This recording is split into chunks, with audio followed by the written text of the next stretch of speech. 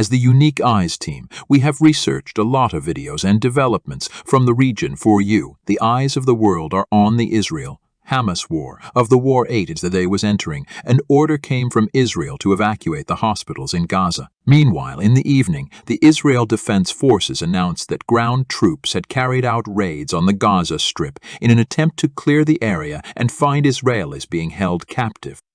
Israeli Prime Minister Benjamin Netanyahu made a public speech for the first time on Shabbat, which is considered the holy day of Jews. Netanyahu stated that they will never forget the attacks of Hamas and said, "Today everyone knows that we are fighting for the homeland and we are fighting like lions." Netanyahu, who said that he met with the families of those who lost their loved ones today, said, "We are striking a hard blow against Hamas, but this is only the beginning.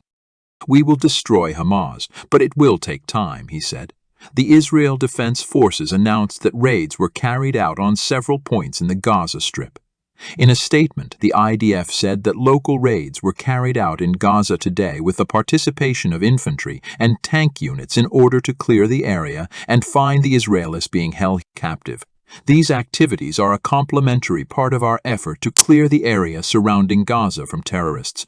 Israeli Defense Forces spokesman Brigadier General Daniel Hagari said about the raids, "Let's get started if you are ready." The Israeli military has claimed to have conducted raids across the Gaza Strip.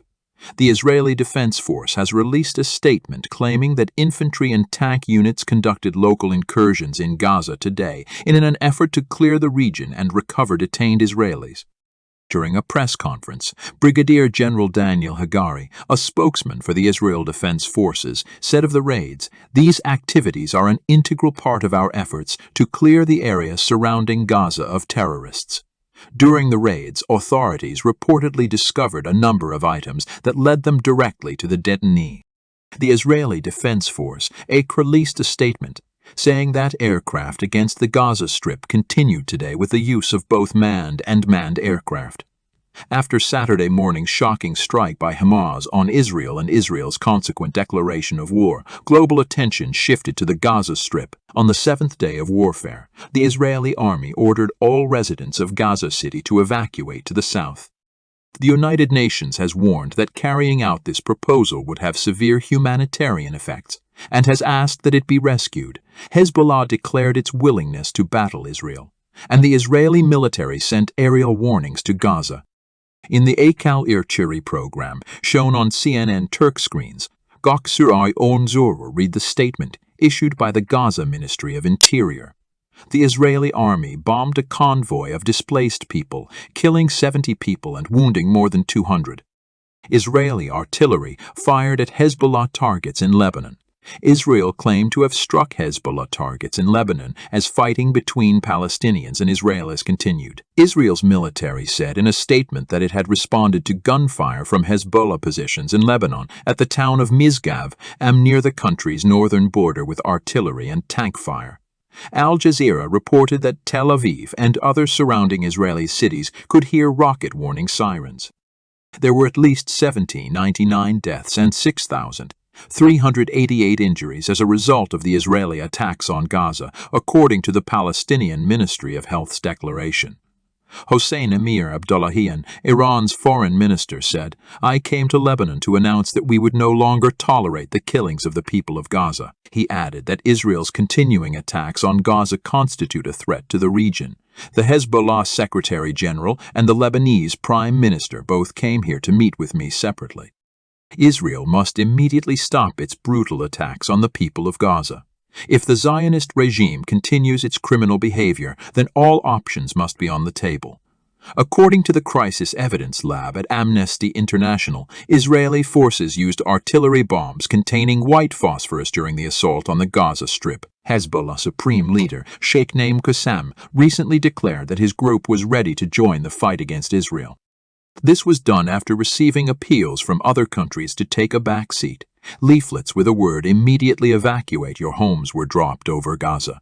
The flyers were dropped from drones above Gaza, with an Israeli military warning for residents to immediately flee to the south. In a report by Al Jazeera, it was stated that people in Gaza had been ordered to immediately evacuate their homes and move to the south of the Gaza Valley. The Arab League approached the United Nations for help after receiving the evacuation order from Israel. According to Ahmed Abul-Gheit, Secretary General of the Arab League, Israel's order to leave the region constitutes a forcible transfer, which is a crime, test of the Israeli airways, and in support of the Palestinian people. Thousands of people from all over the world took to the streets. After Friday prayers, people in Jordan, Yemen, Iraq, Iran, Venezuela, Italy, Germany, Japan, and Australia took to the streets to express their display. French police dispersed the protesters and put an end to the demonstrations by using tear gas and water cannons. U.S. Defense Secretary James Mattis visits Israel. U.S. Cabinet Secretary Lloyd Austin made the following statement while visiting Israel. Hamas has created a global problem. We will continue to back Israel as a show of strength. Our military aid will proceed at the same pace as the conflict. The United States supports Israel, and it is horrible that Israel is demanding the relocation of over 1 million innocent people in northern Gaza within the next 24 hours. Gaza is rapidly deteriorating and is on the verge of total collapse. When asked how long it would take for the Palestinians to comply with instructions to evacuate northern Gaza, Israeli army spokesman Daniel Hagari said, "We are trying to provide time, we are making a lot of effort, and we understand that it will not take 24 hours. Moscow finds the ground operation unacceptable." Putin, the Russian president, has said that his country will not tolerate a ground invasion of Gaza because it will result in the deaths of countless innocent people. Hamas launches a bombing attack on Israel's Ben Gurion airport. In response to an Israeli army request for an evacuation, Hamas's military wing, the Izz ad-Din al-Qassam brigades, announced earlier today that they had attacked Ben Gurion airport in Ashkelon. Israeli forces fired tear gas at unarmed Palestinians. When most people escaped the disaster, they left the prayer mats behind. The Israeli police's minute-by-minute reaction was shown live on CNN Turk's broadcast. To Israel via DASO, who called the evacuation order a death sentence for vulnerable patients who could not be evacuated, and the Israeli government was urged to reverse its decision. Israel would face consequences. King Abdullah II of Jordan said, if it forced Palestinians to relocate within Jordan. There have been at least 258 fatalities among Israeli forces. As the clock ticked down for the ultimatum, hundreds of thousands of Israeli army reservists were massing near Gaza's northern border. Israeli warplanes flew overhead, flying low to drop bombs on houses and high-rise buildings where housing is located. Aid groups have called on the international community to stop the forced population transfer, which they have condemned as a possible war crime. A large number of documents and plans were obtained during the successful operations carried out by the Israeli forces. Those who saw the plans could not believe their eyes. The Israeli military reports that 258 of their soldiers have been killed in action.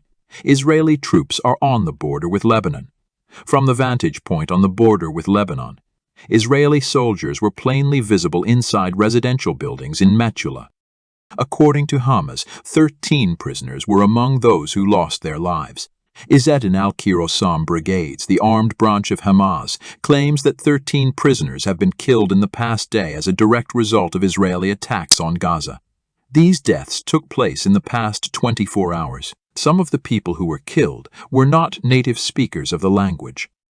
Israel remained silent, despite the fact that they provided no information regarding the tourists' countries of origin. When Israel issued the order to evacuate Gaza, Egypt bolstered its security forces and procedures there. According to a security official in Egypt who spoke with the Associated Press,